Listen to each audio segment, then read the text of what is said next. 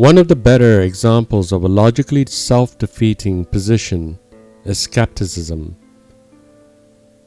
Skepticism can be defined in two ways, and to make my point clearer, I will isolate each of these two theses of skepticism in the center of this video.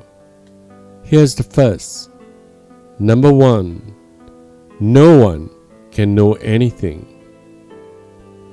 Look carefully at this claim. Then imagine yourself asking the proponent, based on the first, number 1, that no one can know anything, a simple question. Do you know that no one can know anything?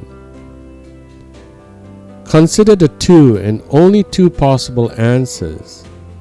If the skeptic answers yes, thereby asserting that he knows that no one can know anything, the self-defeating nature of his position becomes obvious. But our skeptic has another possible answer to our question. If his reply is no, the skeptic is admitting that he doesn't know what he's talking about. Now consider this, the other thesis of formulating skepticism. Number 2. No proposition is true. Once again, the strategy is to ask a simple question. Is your proposition based on no proposition being true is true? Suppose I allow you to do the test. What is your skeptic's problem if he answers yes, and then if he answers no? Not long ago, someone sent me an interesting story that he had taken off the internet. A philosophy professor was attacking the existence of God in a class full of timid and compliant students.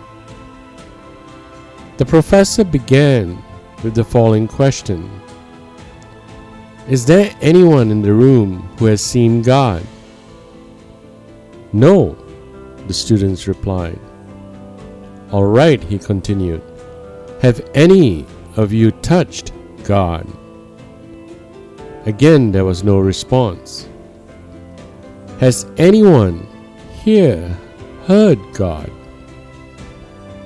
After another round of silence, the professor smiled triumphantly and said, therefore, there is no God.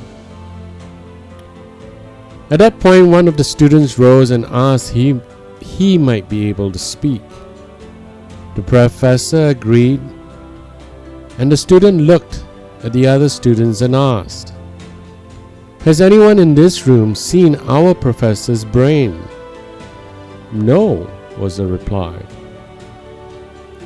And he continues, has anyone touched our professor's brain?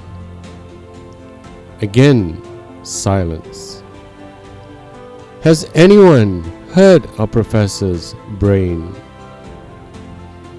After another bout of silence, the student smiled and said, then using our professor's logic, our professor has no brains.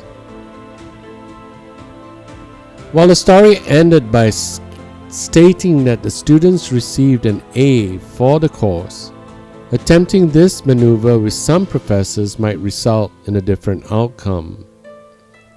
Of course, I would like to think that the professor's horrible logic was an attempt to provoke someone in the class, anyone in the class, to say something.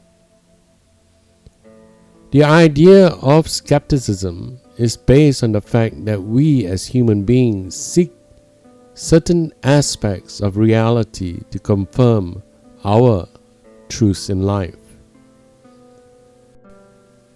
The idea that we use logic in a sense whereby we are demanding in having proof within our senses defeats the whole idea that whatever we experience justifies truth.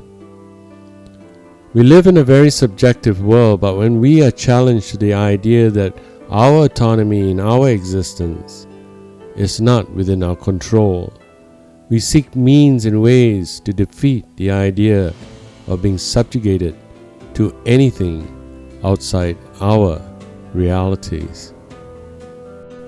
Join us in our next video as we look at the subject of logical positivism. And please do not forget to like and subscribe to our channel.